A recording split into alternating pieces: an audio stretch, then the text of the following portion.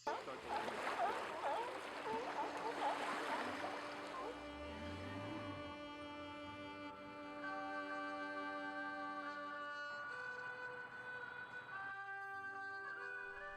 Lean forward, look forward all the way.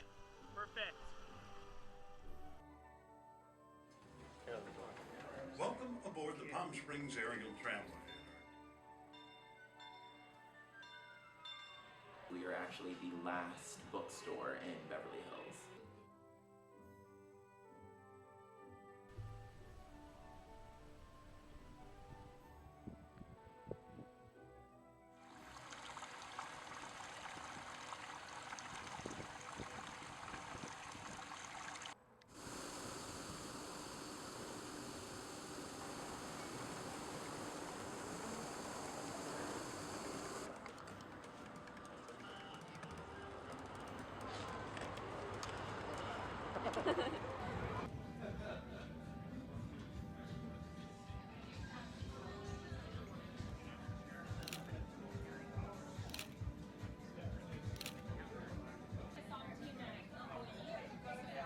Mark Twain intended to come to Lake Tahoe to stake a timber claim, and it was the latter part of September 1861. Coit Tower was built October 8, 1933. Because here at the Tar Pits, we're basically collecting data to answer questions that haven't even been asked yet. Shake, shake. No. Spin, swirl. Swirl, okay, swirl, okay. All right. There were no rules and no laws, and you could do anything you wanted. You could gamble all day long. Very few women, so if you wanted to even stand next to a woman, you would probably have to pay her. You get a mule by crossing female horse with a male donkey, and they come out as mules, so they get the size from the horse and their ears and feet from the donkey.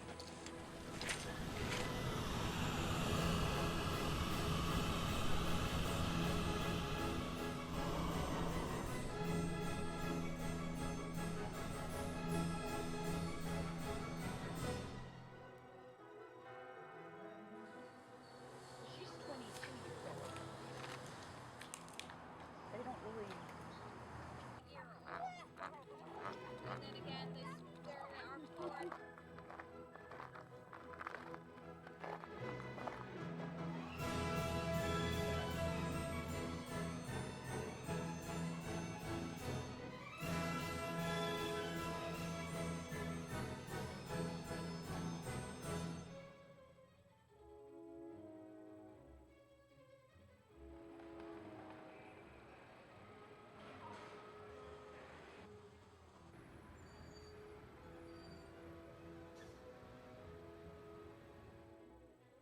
It's hot in Indian Wells. It's hot in Indio. About 111 degrees Fahrenheit. About 113 degrees Fahrenheit.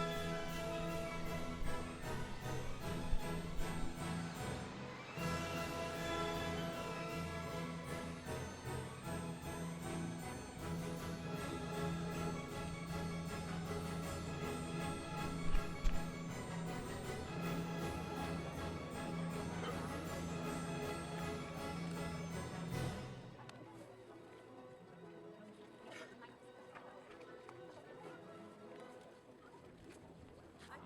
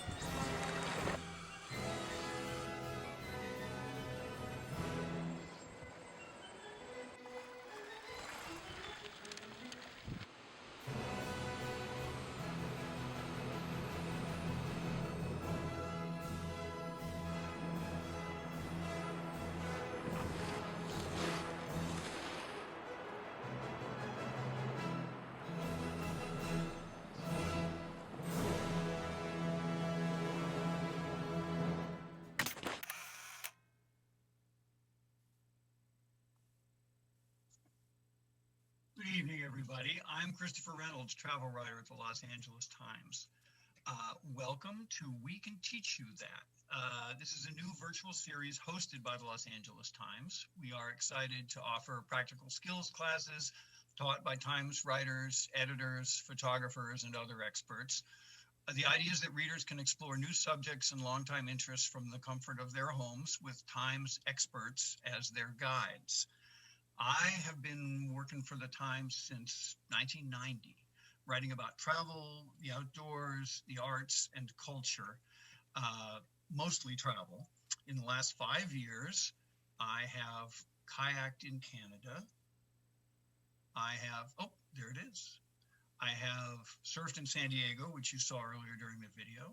I have snorkeled in American Samoa. I have floated in Xochimilco, which is in Mexico City.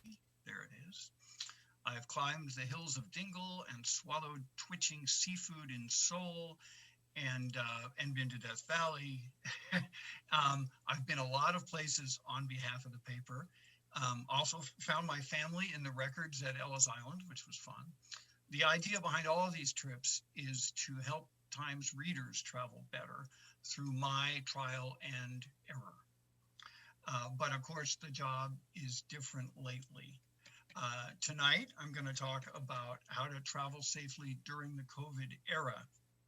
But the first thing we have to remember is that our local, state, and federal health officials are all in solid agreement that the farther we go from home, the greater risk there is to ourselves and others. And they tell us that non-essential travel should be avoided whenever possible. And as we fight this pandemic, those are important words to remember. And I'm hoping that a lot of this advice won't come in handy today or tomorrow or even next week, but in months to come as we begin to get a better handle on COVID-19. That said, there are some trips that can't wait, involving family and life and death and things like that. So I'm going to try and tell you what I can, what I've learned in the course of doing some travel as part of assignments for the paper in recent months, and also talking to a lot of professionals in the business.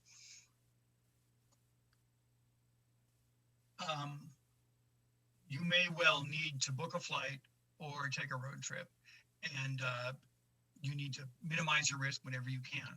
I'm hoping to cover 6 main areas: the rules in the United States and beyond, day trip ideas, overnights, getting around, which means airports, planes, and restaurants, and some good and bad news from my recent trips, and how to handle the holidays. And then we'll go to questions, and I will do my best to get us to questions as soon as I can, because these are interesting times and lots of people have lots of questions.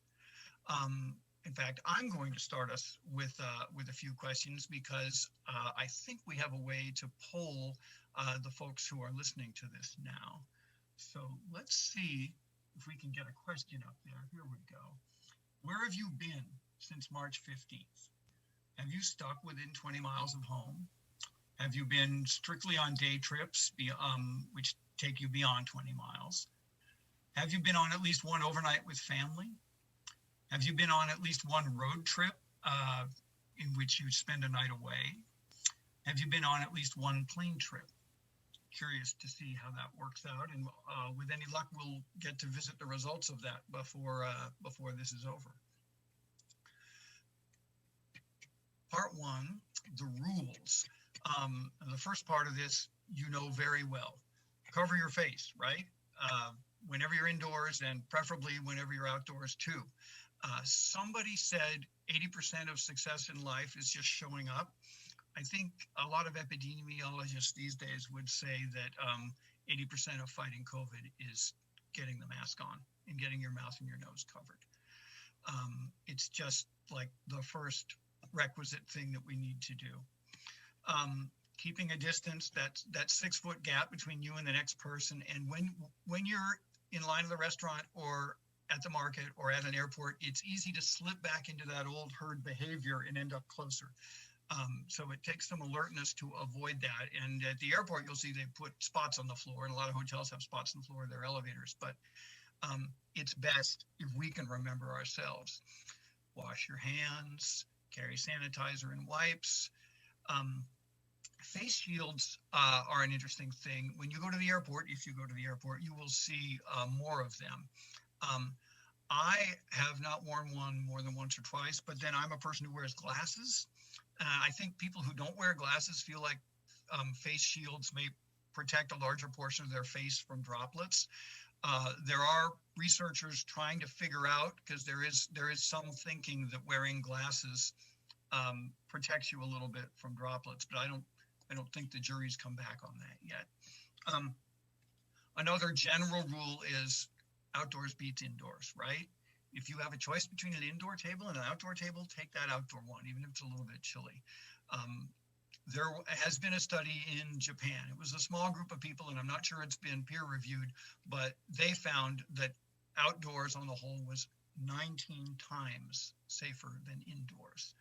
Now, as winter comes, lots of places don't have so many options for staying outdoors, but this is an advantage Southern California may have in fighting the pandemic. Now, in terms of government rules, in terms of foreign travel, the places we usually go from California, most often anyway, are Canada and Mexico, which are two very different stories. Canada has banned most foreign nationals, including U.S. citizens, from entering its territory.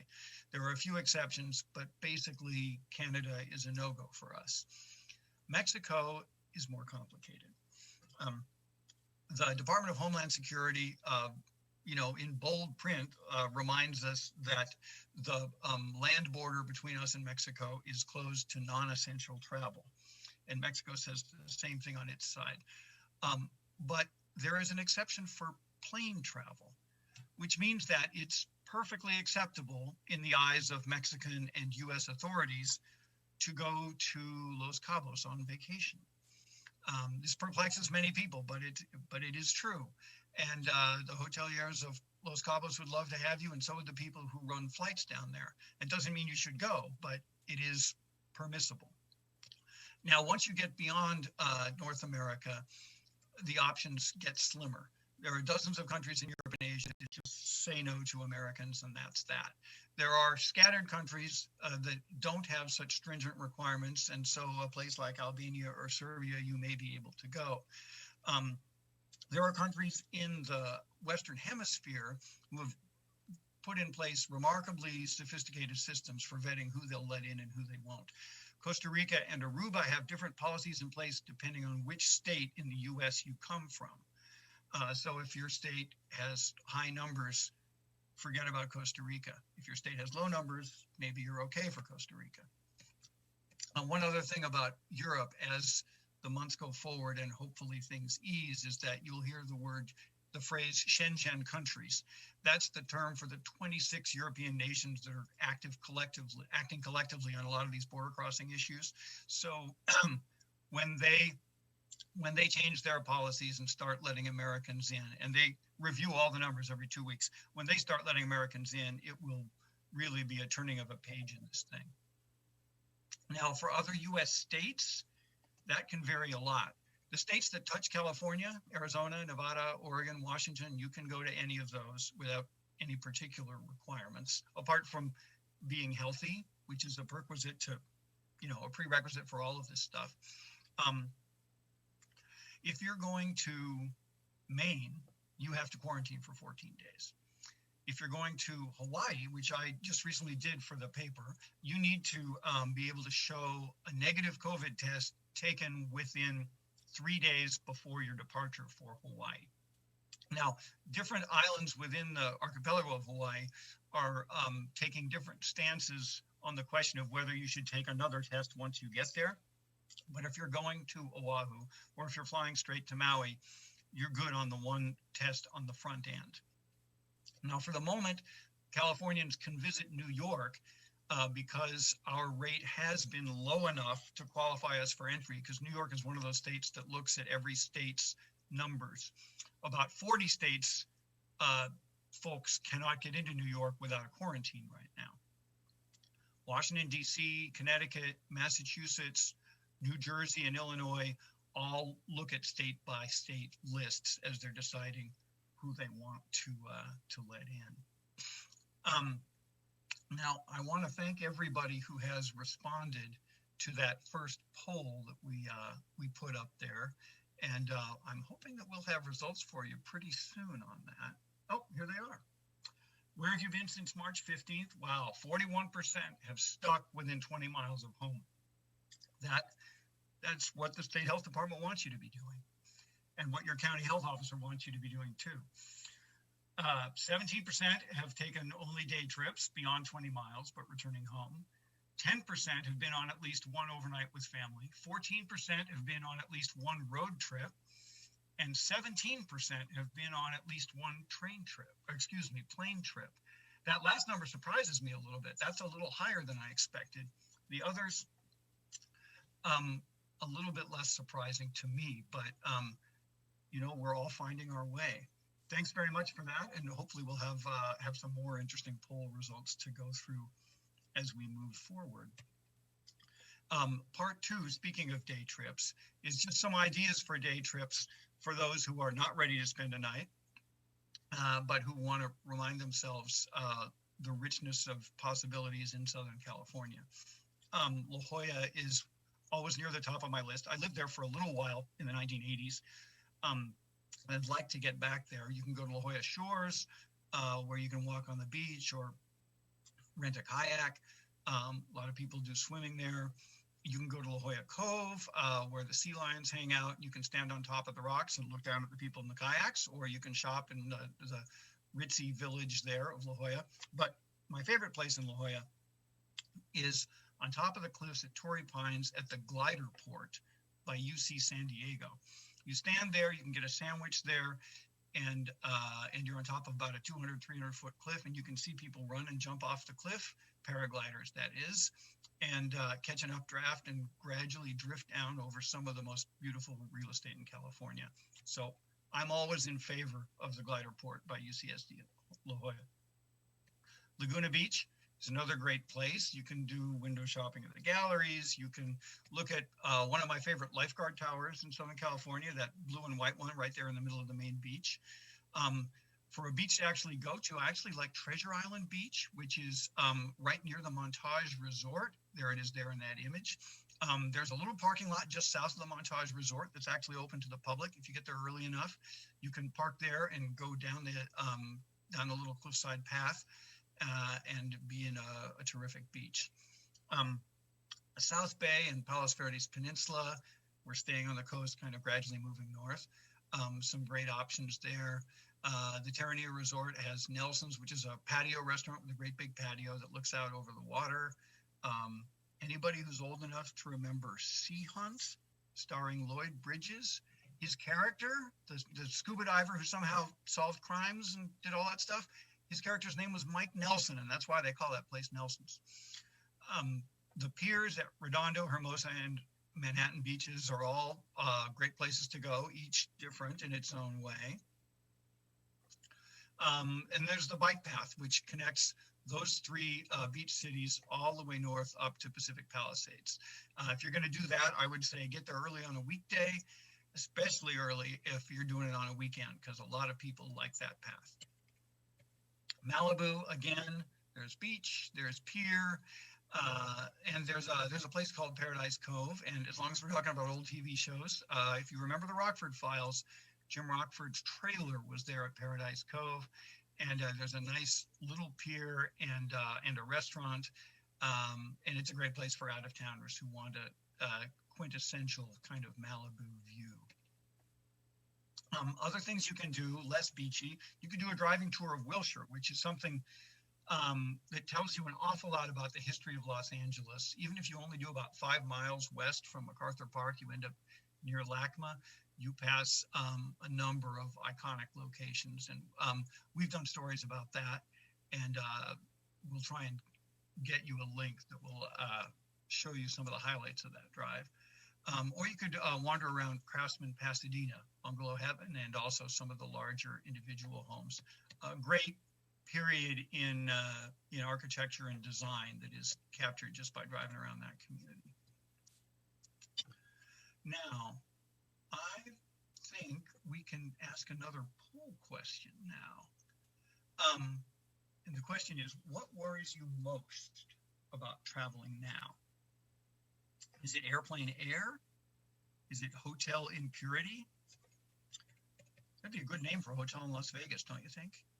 Anyway, dining rooms, other travelers being sloppy, locals at your destination being sloppy, new limits taking the joy out of the trip, which is, I think, probably a factor for a lot of people.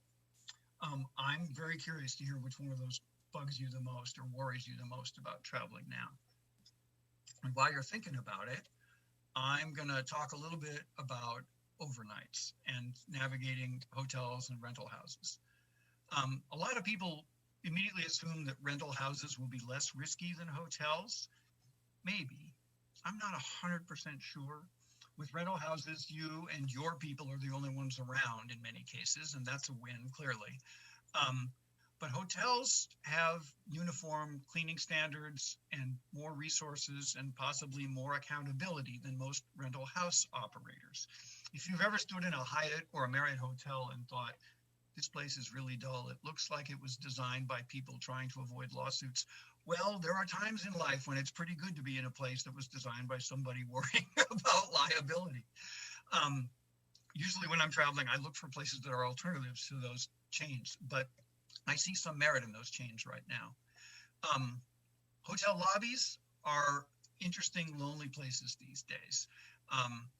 In fact, given the absence of performance in, on Broadway and other theaters, the principal type of theater available to travelers these days is lobby sanitation theater.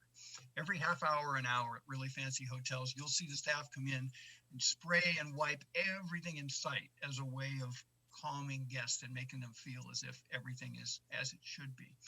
I don't recommend that you spend a long time in the lobby. And in fact, some hotels take extra steps to make sure you don't spend a long time in their lobby. When I was in Hawaii about 10 days ago, in Waikiki, my hotel actually put all the seating behind crime scene tape. So it was like, welcome, but don't stay too long. And by the way, with hotels, as with many restaurants and other locations, you should expect for your temperature to be taken as you enter. It's just becoming a fact of life. And now that we're out of the summer, it's less likely to be a worry. But in the summertime, if you're standing outside, you could very easily end up with an artificially elevated temperature just because the air is higher than 98.6. That happened to my family when my daughter was going for her driving test.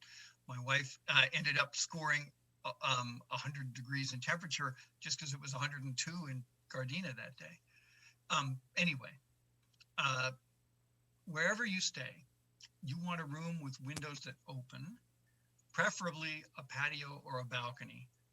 Those rooms often cost more, and one unfortunate consequence of this whole pandemic is I am afraid that travel is just going to end up costing more because everybody's capacity is going to become less, and in order to make as much money, they're going to charge people more. I haven't seen the way around that yet. However, one other way when looking for lodgings to be safe is to look for a place with a room that opens directly to the outdoors. Hello, Motel 6 or motels in general. They do tend to have access to fresh air in that way. Wherever you sleep, no house cleaners should come in between your first night and your second. And I would say no to housekeeping after the second and third night too. Just ask for towels from the desk, and they'll be happy to do things that way. You'll notice when you get in an elevator that most hotels have limited the number of people who could ride at one time, and some are stricter than others. I would say just ride the elevator with your traveling party, and otherwise just wait for the next one. Since everybody's at reduced capacity right now, lines are shorter for everything if there are lines at all.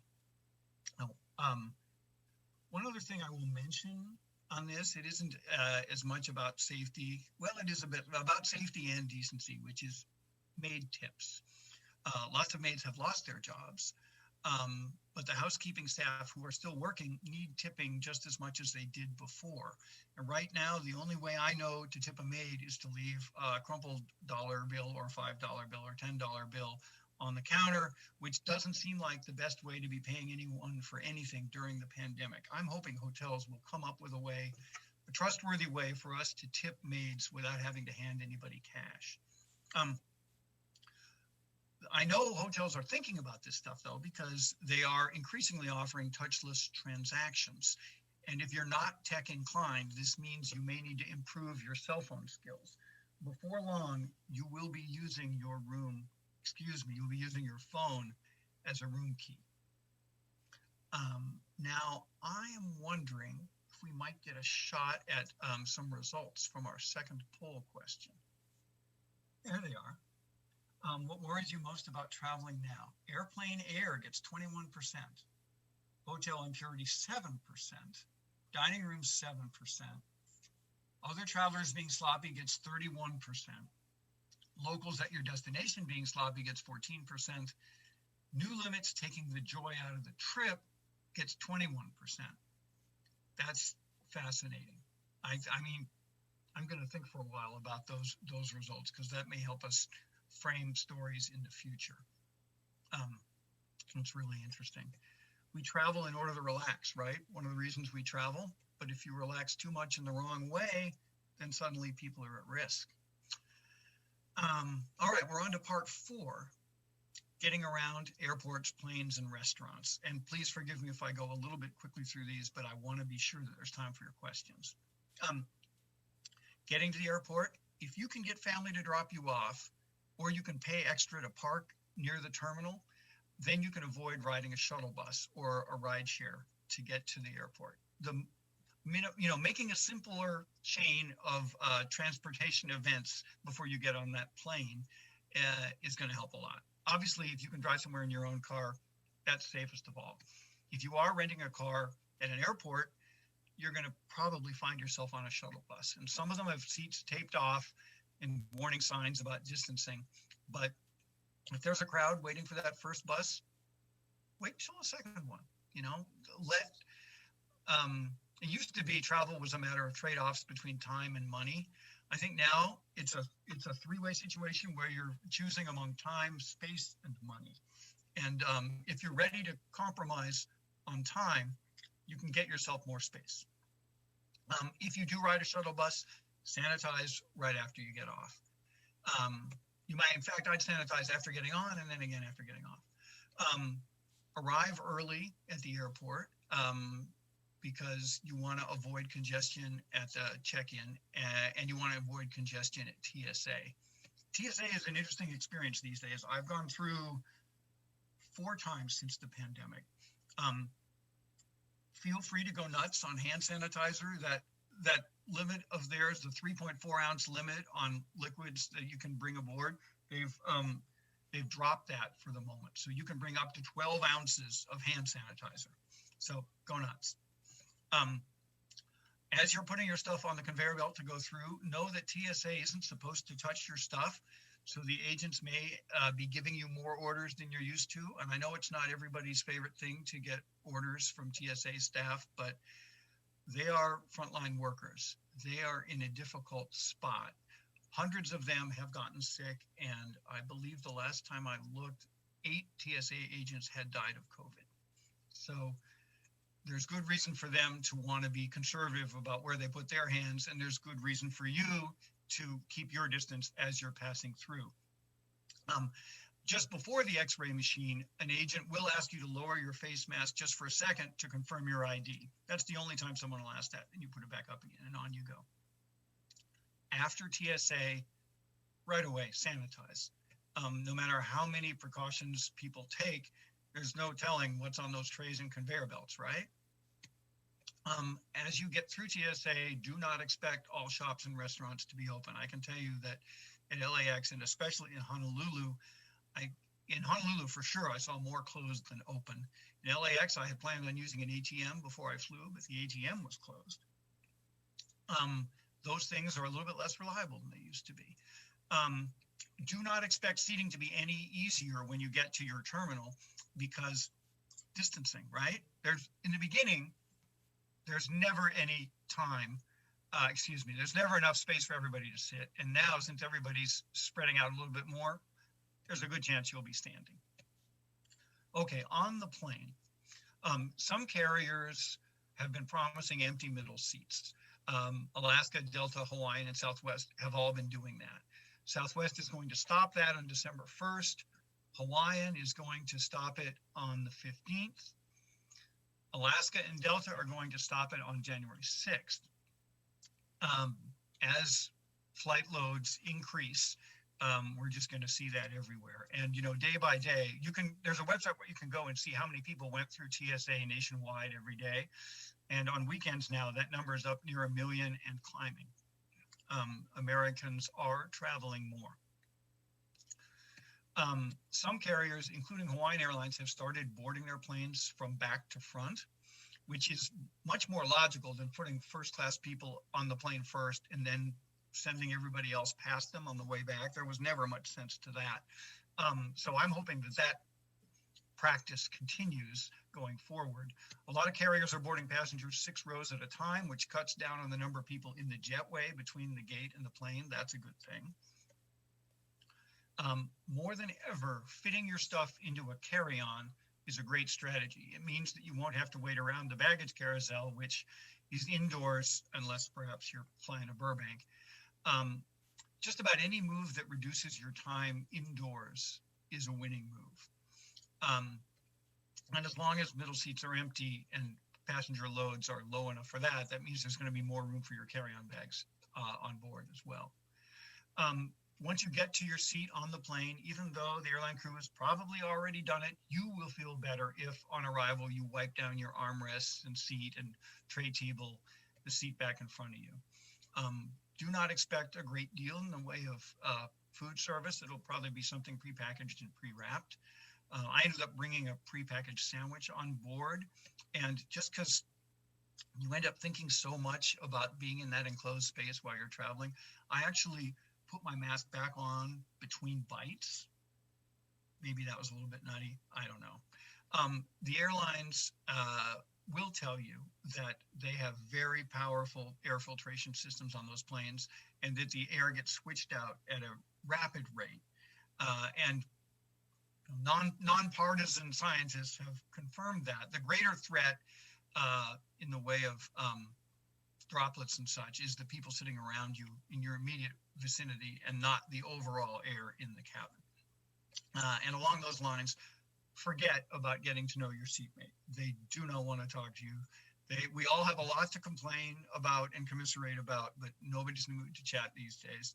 I was trying to interview people on a flight to Las Vegas back in June when I was going to cover the reopening of the first casinos. And believe me, nobody wanted to talk, and I can't blame them. Bring a sweater.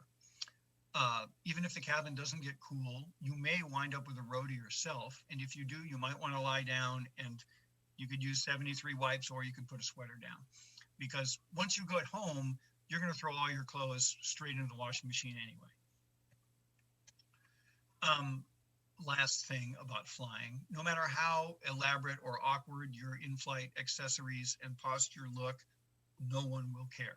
This has always been true in coach class on long distance flights. It's now doubly true on flights of any distance. You can show up with 1 mask, 2 masks, a gaiter and a mask and a face shield, an extra long face shield, a chador and a face shield, wipes, sprays, gels. At LAX, I saw somebody who had a black mask over a white mask and black jeans over white socks. I think he was a fashion choice thing he had going on. Anyway, you'll see all ways of approaching this, and if it makes somebody safer and doesn't hurt anybody else, it's all good. A couple more things about restaurants. Lots of cities right now have dining rooms open at 25 or 50% capacity. I'm still inclined to go outdoors if I can. I know as it gets colder, the options are going to be reduced, but there are going to be more space heaters available in more restaurants across America than ever before this winter. That is for sure. If you can't get outside, get near an open window. Also bear in mind that many restaurants, including those in Hawaii, will ask you for contact tracing information before they seat you: name, phone, address, email, and be glad to do that, because that information could end up saving your life or someone else's. Last, this is a little thing. Don't take the mask off the moment you sit down to eat wherever you are. Keep it on until the food or drink arrives and you're ready to actually start eating or drinking.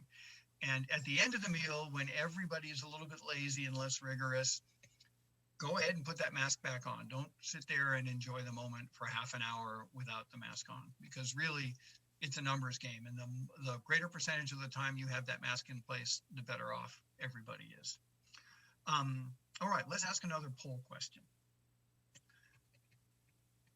What are you planning for the holidays? Staying home, no guests? Again, this is the one your county health officer will prefer. Staying home with company, a road trip, air travel, train travel. Tell us about that. I'm curious with this bunch where we're gonna wind up. All right, we're up to part 5. I'm going to tell you a few things learned from my recent trips. Now, in terms of my own travel and my family, I'll tell you that we have gone no more than 150 miles, 200 miles from home during the pandemic. We were going to do a much longer California road trip this summer, but we just didn't feel comfortable with the numbers. For work, however, in covering the travel industry and how people are responding to the coronavirus, I've been a whole bunch of places and taking precautions as I go. So in May, when they reopened Joshua Tree to camping, a lot of people thought, outdoors, middle of the desert, this will be great. And they were right. It got quite busy out there, and busier still when it turned out there were a lot of angry bees, so they had to close a couple campgrounds because of the bees. But the bees are okay now, and in fact, now that the summer high temperatures are done, it's a nice time to camp in the desert. Joshua Tree or Death Valley, I think, has just opened a bunch of its campsites for the cooler months. That was May. June was when I flew to Las Vegas to cover the beginning of the reopening of the casinos. And of course, since then, we've seen numbers go up and down in Nevada as they've really struggled to figure out what they can do and what they can't do. And I stayed at the Golden Nugget and watched them open there and at the Bellagio. And lots of good intentions and well-positioned masks at the beginning, but as the evening wears on and more alcohol is consumed, people get a little bit sloppier. And, 5 hours into an evening of drinking and gambling, you are not going to be as careful as you were when you started. In a way, the whole city is designed to encourage that, right? So anyone going to Las Vegas, please keep your wits about you. And bear in mind that in some other countries have drawn a real link between alcohol consumption and risk of COVID. Not that the alcohol scientifically encourages COVID, but just because your judgment gets impaired. And in Mexico, I know for a while, maybe still now, there are laws largely prohibiting alcohol in an intent to keep numbers down. In June, I also went to State Street in Santa Barbara, which had been kind of converted, part of it, into a pedestrian promenade with a bunch of added restaurant seating out on the sidewalk and out into the street. It's a really great way for a community to sort of reclaim its thoroughfares from cars. It helps the restaurants keep going, allows people to gather without gathering too closely. I was made a little bit nervous by the low number of people wearing masks back in June in Santa Barbara, but I noticed that Santa Barbara's numbers have gotten better by many measures. So I think the mask ethos has been catching on. Another trip I did, this was a family trip actually that also became kind of a work trip that I wrote about, but my daughter and I took an 80-foot day trip by boat out to Anacapa Island, which is one of the Channel Islands. And obviously the cruise business is non-existent at the moment, and people are nervous about traveling by water, I think. This was an 80-foot ship, limited to 27 passengers. So we had plenty of room on deck, and we stood outside, and believe me, there was plenty of breeze, and we could see dolphins in the water. And when we got to the island, we got to see a lot of gulls and some amazing views. And it really felt like a bigger journey than a day trip. There are some of the gulls right there. Shrieking and carnage is what we said in the headline, because there were a lot of gulls and they were quite active. Went to San Diego also in September, and that was an interesting visit also. Little Italy in San Diego, the main street in Little Italy is India Street, and like State Street in Santa Barbara, they've given restaurants extra room to set up outdoor dining, and they've restricted cars from many of the lanes, and that's a great feeling. But again, you kind of worry about masks when people are in that much of proximity. San Diego as a whole is kind of walking this delicate line. They had managed to hold on to greater hotel occupancy than most other cities in California through the summer. But they also had really low COVID numbers, and sustaining both of those things, very tricky. And then there's college students. And when the school year resumed at San Diego State, they had dozens of cases, I think hundreds of cases actually, and they have been having to fight hard in San Diego to get their numbers under control. I think they're doing better now, but that's been a challenge all over the place. In October, I went to Hearst Castle, and nobody else gets to go to Hearst Castle because it's been closed for more than 6 months now because of this thing. It was fascinating to visit with no one there. And the reason that they haven't figured out a way to open is they have two problems. The first main problem is there's a 7-mile bus ride that takes you from the visitor center to the castle on the hilltop. And they're trying to figure out how to do that in a way that pencils out and doesn't put people at risk. Because as you reduce capacity, it's harder to meet your costs. Then when you get to Hearst Castle, which was built in the 1920s, most of it, there's no air conditioning. In fact, there's no air filtration system in those buildings. So in fact, they have to preserve the artwork and the antiques by constantly turning on and off humidifiers and dehumidifiers and opening and closing windows and doors. So I'm not sure when they're going to get Hearst Castle open again. They're trying to figure it out, but that is one California landmark that has not seen a single tourist since COVID came. And then the most recent trip I did was Hawaii. Now on October 15th, they started allowing people to, instead of requiring a 14-day quarantine, they decided to allow people to come if they'd taken and gotten a negative result on a COVID test within 3 days of flying. So I went to Oahu and spent 4 days on Oahu with Kent Nishimura, a great photographer. And I never thought in my life I would actually be driving around Oahu trying to find a tourist and having only mixed success because there were none. And the day I flew, the 15th, there were 7,000 people on flights out to the island. And every day since then, people have been gradually trickling back, which is good for employment base out there. But it's such a two-edged sword for Hawaii because their economy is built around tourism. But a professor reminded me of the history. In the early 19th century, shortly after Europeans showed up in the Hawaiian archipelago, the population of native Hawaiians fell from 500,000 to about 40,000 because of one epidemic after another. Now, that's several generations past, but it is embedded in the cultural memory of people who live in Hawaii. And living there today, knowing that your economy depends on visitors from the mainland, knowing what might be hitchhiking along with those visitors from the mainland, it's a tricky time. So I'm very much crossing my fingers for Hawaii in hopes that they can, rebuild their economy while continuing to keep their COVID numbers quite low. And their numbers have been quite low on most of the islands. Okay, we've got part 6 here, how to handle the holidays. Before I talk about that, I want to give you some poll results on our second poll. Here we are. What are you planning? Staying home, no guests, 61%. That's great. Staying home with company, 23%. Road trip, 10%.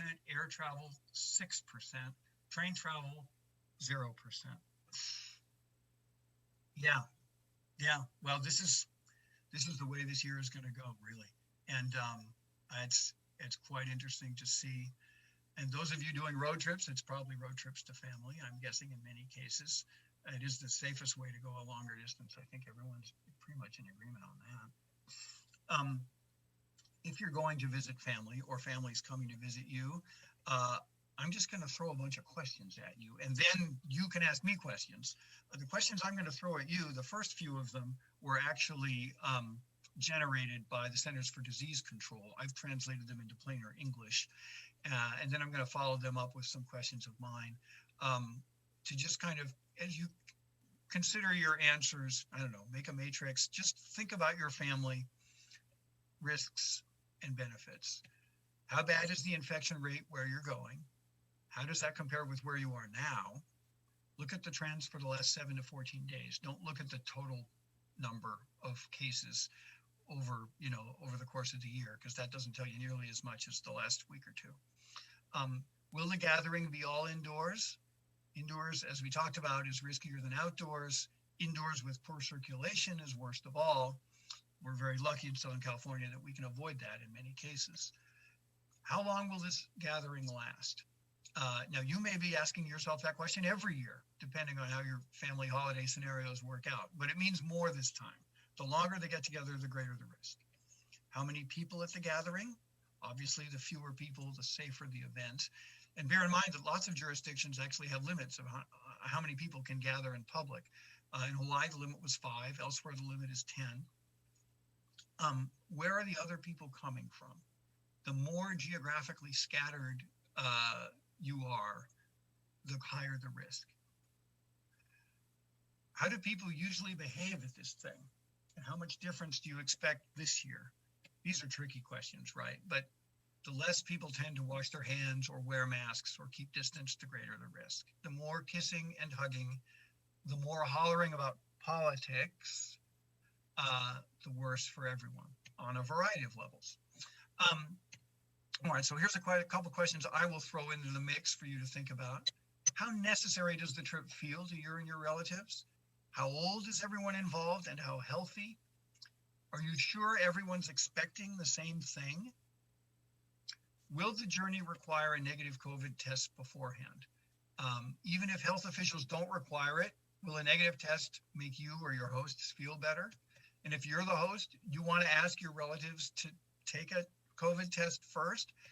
You want to pay for their COVID test? They cost up to $250. These are a lot to chew on, but they're things we need to be thinking about now. And now we've got time for some questions, and I'm hoping you're ready to throw a question or two my way. I'm hoping my colleague, editor Donna Wares, will be able to join us and share questions. Hi, Chris. With you. Hey, Donna. I'm right here, and I'm delighted to join you. We have quite a few questions from our guests, and there seems to be a lot of concern about bathrooms in 3 places. So I'm going to ask you a series of questions. So our readers would like to know, what are your suggestions for staying safe in bathrooms on planes, day trips? And what do you suggest on bathroom use if you're driving from LA to San Francisco? Well, if you're driving from LA to San Francisco, there's going to be a stop on the way, right? It's funny, if you go by the 5, which is the faster way, there's the Harris Ranch along the way, which is many people's go-to midway stop, especially if they like to eat steak. And one of the ways they built a business over the decades is by investing a lot of energy in keeping their bathrooms really clean, right? I mean, it's still a public business with public bathrooms, but it's a place that over time has recognized the value of doing well with that. In a more general way, like with planes, if you're flying to Las Vegas, you work it out right, you might not need to use that plane in the jet cabin. If you do, it's if you think about the fact that people in many cases worry more about droplets coming from other living beings more than they worry about what's left on inanimate objects. But that said, wipes, sanitizing. I mean, the other thing is think about doorknobs, whether they're bathrooms or not. Just think about doorknobs. And if you can have a handkerchief or a long sleeve or something to protect your hand from doorknobs as you go, that will offer a degree of comfort. I've got neighbors who have, do a lot of camping and long distance driving, and they've got a whole portable, they're both women, and they have a whole portable rig that they use so that they can keep control of their bathroom activities. And that is a way you can go. I haven't done it, but it's working for them. So that's my answer on that one. Great. We have another question from a reader named Victoria, and she would like to know, in addition to wearing a mask on the plane, if you're getting on for a 5-hour flight, what are the things that are essential to bring with you on that plane for safety? Well, something to read. And I would say something to read that isn't digital just because your eyes are going to get tired. I brought a wrapped up sandwich because I wasn't sure how I was going to feel. I wasn't sure how much food the airline was going to give me, and I wasn't sure how I was going to feel about the food when it arrived. As it turned out, it was a prepackaged sandwich just like the one I'd brought aboard. But bring a sweater or a blanket in case you're lucky enough to be able to lie down. I don't know. I mean, I saw a lot of people who were putting on the face shades for the purpose of flying. And you could, it certainly wouldn't hurt to bring one along, and there is a little bit more room for you to bring things on board these days, at least for the next month or two. So those are things I would definitely recommend. You will be able to, watch a movie and do those things that you normally do. And it is a nice feeling to not have somebody seated next to you, but do bear in mind that that same thing that you used to hate happening when the person in front of you fully reclines at the first opportunity and there's this head in your lap suddenly from in front, that still happens. And that person's going to be like 18 inches from you once that person has reclined. So, you have two options at that point. You can do the same thing and the domino effect follows all the way down the row, or you can scoot one seat to the left because you've got at least one seat open next to you. So those are some things to think about. So we have another reader who is dealing with a family crisis in Chicago, traveling back and forth quite a bit, and wants to get your thoughts on train travel. Have you had any experience during the pandemic with traveling by train, and what are your suggestions? I have not traveled by train yet in the pandemic, but my colleague Mary Forgione has been looking into this. And I know that Amtrak in its Southern California routes has stopped selling walk-up tickets, so you need to make advance reservations. Used to be you needed an advance reservation if you're going business class, but not in plain old coach. Now you need them no matter what. On longer distance trips, they have reduced their capacity substantially. So if you've been on a long train trip, like the thing that happens when the conductor comes through the car is that they say, get all that stuff off the seat next to you. They're not going to say that this time. Because they've reduced capacity substantially. If you're one person, you're going to get those two seats next to each other by a window, and if you're two or three people, you might be able to score one of those sets of seats where you have two that face each other, so you've got a little pod there of your own. If you are able to open windows, which I believe is a possibility, then it might not be so bad. It might be a pretty plausible thing to do. The other option on longer distance trips is to spend extra and get a sleeper, which will substantially reduce your contact with other people. Unfortunately, that's another one of those safety steps that ends up being costly. And as I said, I think as we travel in years ahead, we're going to increasingly find that that you're not just paying extra for luxury, but in some cases you're paying extra for safety. So the next question is, what are your thoughts on home exchanges? Do you have experience with that? And Leslie would like to know, what do you think about the idea of getting to know the family in advance and agreeing to test before you go? That's a great idea. And I think, in so many ways, anonymity is what, like, psychologically allows people to do less than they should.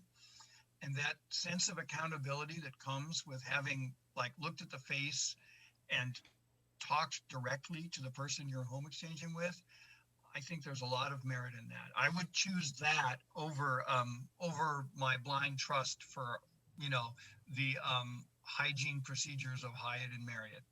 As stringent as they may be, I think a direct relationship like that, in which people make an agreement like that on the front end, is really good. Now, I mean, the COVID testing will add a layer of comfort. It won't be perfect because we don't know how long the period of time there's always a period of time that lapses in between, and so no test is a guaranteed result. I tested negative 71 hours before I flew to Hawaii, but we can't be 100% sure that I didn't have it by the time I got on board the plane. I took another test after I got back from Hawaii, 3.5 days after I got back, just because I wanted to be able to reassure people that I'd done that. But it can incubate for longer than that. So I should probably go back and get another test any day now. So thank you so much for your great story about Hawaii and the reopening. We have a reader who'd like to know a little bit more about your experience there. Were people using masks, social distancing? What was it like at the tourist attractions? I thought that the rate of mask wearing among the people in Hawaii was higher than I have seen it in Southern California, anywhere in Southern California. But bear in mind that the people I was seeing were residents of Hawaii. And with each passing day, the tourist population relative to the locals population is changing a little bit. Right? In a normal year, Hawaii has 30,000 arrivals per day. Right now, it's got, I don't know, 7,000, 8,000 a day. So it's gradually filling back up again. And those people are coming from states, in some cases, that have pretty relaxed standards on masks. So the Hawaiians' challenge is getting those guests in their home to mask up as is required by law. I was really encouraged by the degree of mask wearing I saw while I was there, and the way all the restaurants were taking seriously the contact tracing and all that. It was really good. And it was wonderful to see all those Hawaiian families getting to enjoy their beaches themselves. I loved going around the island and going to Kualoa Ranch and some of these other places where the locals have a little bit more control of their island than they've had in decades. So I did enjoy that, but after, talking to folks, it's, as I said before, it's a two-edged sword. I'm not sure I suggest anyone go there tomorrow. People are obviously going there in large numbers tomorrow. If I were taking my family, I would probably wait and look at a few weeks of numbers to see what happens as they ramp up tourism before I go. But they've, their starting point seemed really strong to me, and it is, inarguably just a beautiful place. Another question that just came in is about England. I know you talked a little bit about Europe, but the question is it true that you can fly there and quarantine for 14 days? Is that allowed? I'm not certain about that. There are places in Europe where you can fly and quarantine. I am doubtful about the UK. Really not certain about that. And I'm sorry I don't have your answer right on the barrelhead for that one, but there are places, and I know people who have transferred through Heathrow on their way, for instance, to Turkey, where they were able to go. Egypt is a place you can go. So it's, for cagey travelers, there are possibilities out there, but it's like how far out there on the edge do you want to be, I guess, is the question.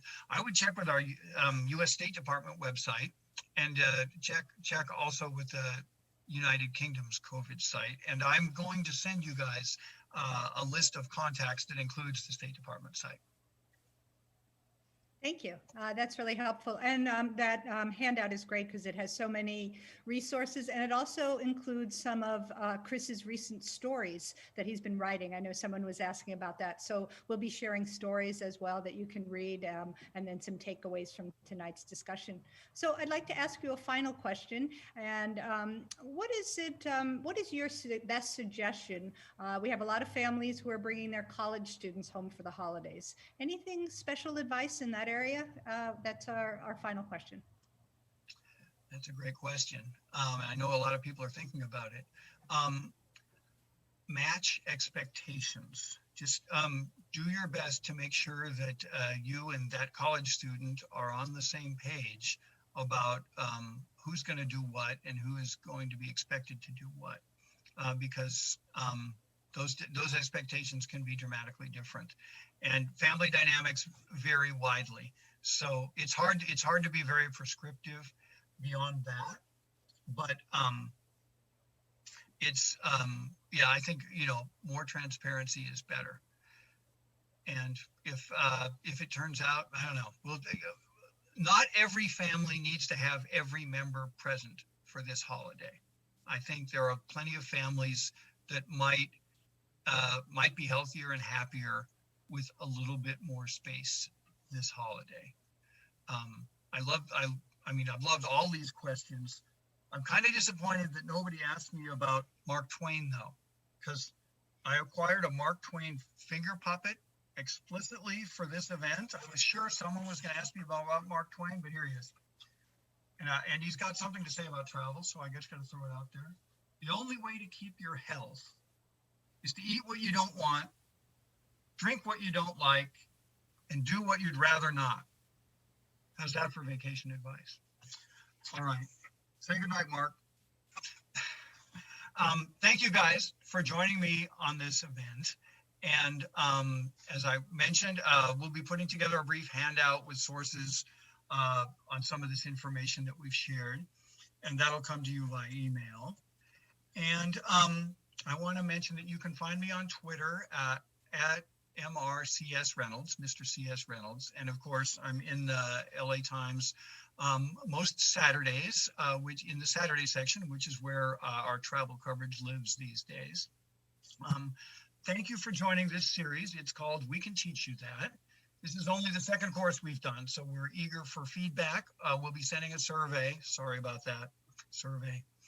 I invite you to share your thoughts on this class, whether you'd be interested in a follow-up travel class, what other skills classes might interest you in the future. We do have 2 more of these classes coming up on the November 17th and December 1st. My colleagues Jessica Roy and David Lazarus will show you the easiest way to connect online with family members during the pandemic, and also how to navigate healthcare and other vital services during the pandemic. And I'm going to look forward to those. And I'm going to say thank you to everybody who was able to join us tonight. Good night, everybody. Be safe wherever you are.